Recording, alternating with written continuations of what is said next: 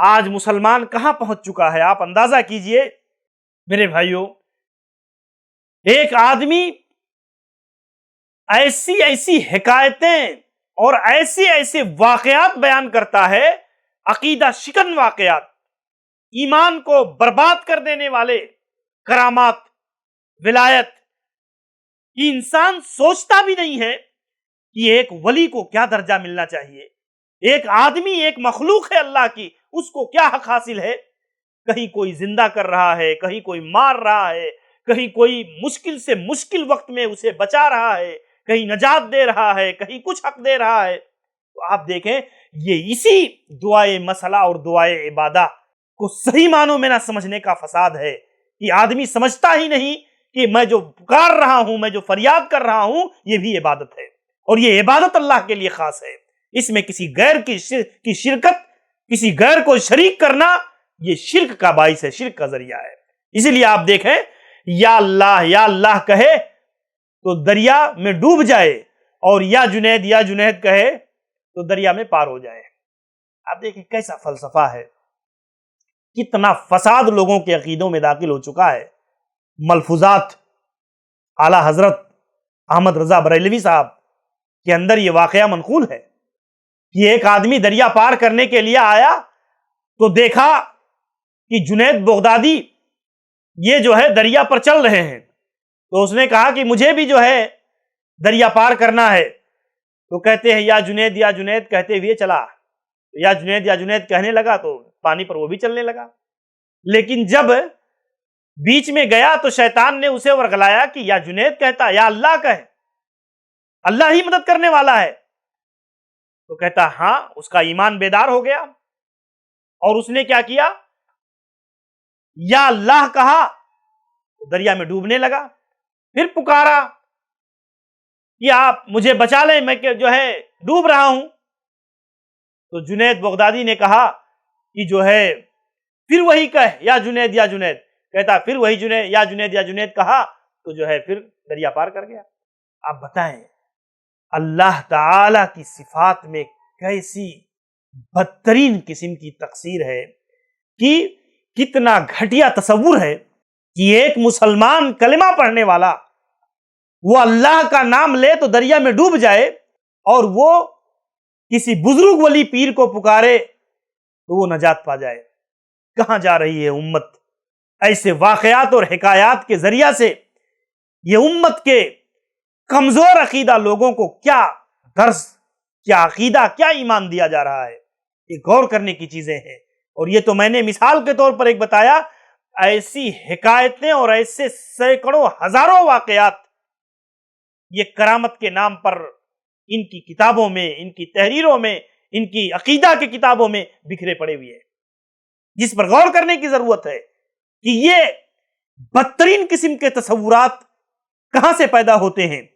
اس کے اسباب و وجوہات اصل یہی ہے کہ انہوں نے دعا کے مسئلے میں عقیدہ توحید کا جو تقاضا ہے، اس تقاضے کو گہرائی سے اور دلائل کی روشنی میں سمجھا نہیں کہ اصل میں دعا ہے کیا. آئیے ہم دیکھتے ہیں اور بتاتے ہیں. آپ دیکھیں علامہ قحطانی رحمہ اللہ نے ایک شبہے کا جواب دیتے ہوئے بڑے پیارے انداز میں یہ بات ذکر کی ہے کہ آج استغاثہ کے مسئلے میں، غیر اللہ سے مدد طلب کرنے کے معاملے میں، یہ ایک آدمی طرح طرح کے ہتھ کنڈے اور طرح طرح کے ایسے شبہات کو پیش کرتا ہے کہ ایک عام آدمی جو ہے سمجھ نہیں پاتا ان کمزوریوں کو، ان چیزوں کو. اب دیکھیں اذا کان دعاء المسئلہ صدر من عبد لمثلہ من المخلوق، ایک آدمی اگر اپنے جیسے کسی آدمی کو پکارتا ہے، مدد طلب کرتا ہے، مانگتا ہے، کوئی چیز میں سوال کرتا ہے، ایسی چیز میں جس میں وہ قادر ہے، زندہ ہے اور وہاں موجود ہے، تو اس کا سوال کرنا شرک قرار نہیں پائے گا، بلکہ وہ توحید اور عقیدہ کے منافی نہیں ہے کہ ایک آدمی کسی سے مدد لے. اب آپ دیکھیں جب ہم کہتے ہیں کہ غیر اللہ سے مدد مانگنا شرک ہے، تو ایک آدمی فوراً کہتا ہے کہ پھر بیوی سے روٹی مانگنا توحید کیسے ہوا؟ بیوی سے روٹی مانگنا بھی شرک ہے. اپنے معاملات اور مسائل میں وکیل سے سہارا لینا بھی شرک ہے، کسی ڈاکٹر کے پاس مدد لینا بھی شرک ہے، اور دنیا کی ایسی ایسی گھٹیا مثالیں دے کر کے ایک آدمی کو اس کے ایمان اور عقیدے میں اس طرح سے پھیر دیتا ہے کہ ایک جاہل آدمی اس چیز کو سمجھ ہی نہیں پاتا کہ اصل میں دعائے مسئلہ اور دعائے عبادہ میں جو بنیادی فرق ہے، جو بنیادی صورتیں اور شکلیں ہیں اس کی، آخر اس کو علم کی روشنی میں، دلیل کی روشنی میں کس طرح سے سمجھا جائے۔ آپ دیکھیں، ایک آدمی اگر کسی چیز کو کسی سے مانگتا ہے تو یہ مانگنا مطلقاً شرک نہیں ہے، اور نہ کوئی مسلمان اس کو شرک مانتا ہے۔ کیوں؟ اس لیے کہ قرآن مجید کہتا ہے تعاونوا علی البر والتقوی ولا تعاونوا علی الاثم والعدوان، کہ تم خیر کے کاموں میں، بھلائی کے کاموں میں ایک دوسرے کی مدد کرو، ایک دوسرے کی مدد کرو۔ اب مدد کرنے والا انسان واقعی اگر اس مدد کرنے پر قادر ہے، واقعی وہ وہاں موجود ہے، زندہ ہے، اور واقعی وہ جو ہے قدرت رکھتا ہے اس چیز کی، تو اب ایک آدمی سے مدد لینا یہ تو عین تقاضا ہے، یہ تو ضرورت ہے۔ اور مثلا ایک ڈوبنے والا کہتا ہے، ایک آدمی دریا میں ڈوب رہا ہے اور وہ ڈوبنے والا وہاں سے کسی گزرنے والے سے کہتا بھائی مجھے بچا لو، تو کیا اس کا پکارنا مدد کے لیے، اس کا جو ہے دہائی دینا، کسی سے گزارش کرنا، یہ شرک قرار پائے گا؟ یہ شرک نہیں ہے۔ اس لیے شرک نہیں ہے، یہ تعلیم کتاب و سنت نے دی ہے، قرآن و سنت میں یہ تعلیم موجود ہے، اس وجہ سے کہ وہ آدمی وہاں موجود ہے، وہ آدمی قدرت رکھتا ہے، وہ آدمی، اس آدمی کو وہاں پکارا جا رہا ہے کہ بھائی آپ مجھے بچا لو۔ اب وہاں اگر وہ ڈوبنے والا کہے یا غوث جیلانی اغثنی، مجھے دریا سے بچا لو، مجھے ڈوبنے سے بچا لو، تو خواجہ صاحب غوث جیلانی یہ نہ وہاں موجود ہیں، نہ وہ مرنے کے بعد اس چیز کی قدرت رکھتے ہیں، نہ وہ زندہ ہیں۔ اس کی بنیاد پر ان کو پکارنا یہ شرک قرار پائے گا، اور وہاں کسی فرد کے موجود ہونے کو، جس کو پکارا جا رہا ہے وہ موجود ہے، اس کو پکارنا یہ توحید قرار پائے گا، یہ شرک قرار نہیں پائے گا۔ تو یہ فرق سمجھنا چاہیے ہمیں گہرائی کے ساتھ۔ یہ ایسی ایسی مثالیں دے کر کے لوگوں کے ذہنوں کو خراب کرتے اور جو ہے اپنا عقیدہ، اپنا بدترین قسم کا عقیدہ جو ہے استمداد کے مسئلے میں، استعانہ کے مسئلے میں ثابت کرتے ہیں۔ اسی طریقے پر آپ دیکھیں کہ ایک آدمی کہتا ہے کہ بھائی اسکیمان مجھے پانی پلا دو، اب اس کے پاس پانی ہے، وہ آدمی قدرت رکھتا ہے، وہ آدمی موجود ہے، اب اس سے پانی طلب کرنا یہ شرک نہیں ہے۔ اس سے پانی طلب کرنا یہ باہمی معاونت جو اسلام نے ایک دوسرے کے تعاون کی تعلیم دی ہے وہ ہے۔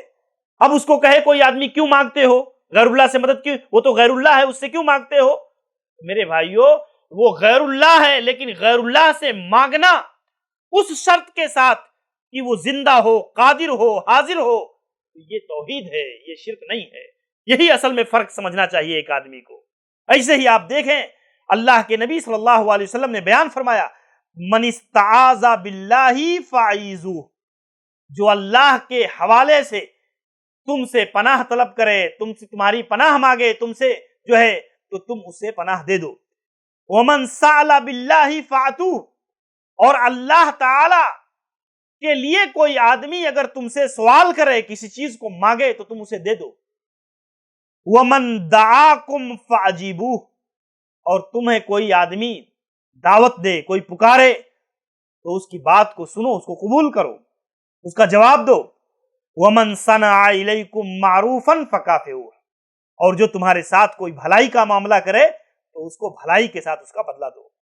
فَإِن لَمْ تَجِدُوا مَا تُكَافِئُونَهُ، اگر تم کچھ بھی نہ پاؤ کہ جس سے تم اس کو بدلہ دے سکو، جو تمہارے ساتھ احسان کیا ہے اس نے، تو فَادْعُوا لَهُ حَتَّى تَرَوْا أَنَّكُمْ قَدْ كَافَأْتُمُوهُ، تو تم گویا اس کے حق میں دعا کرو، اس کے حق میں دعا کرو، اس نے احسان کیا تمہارے ساتھ، دعا کرو کہ اللہ اس کو بہتر بدلہ عنایت کرے، اور اتنی دعا کرو کہ جو اس احسان کے بدلے میں ہو جائے۔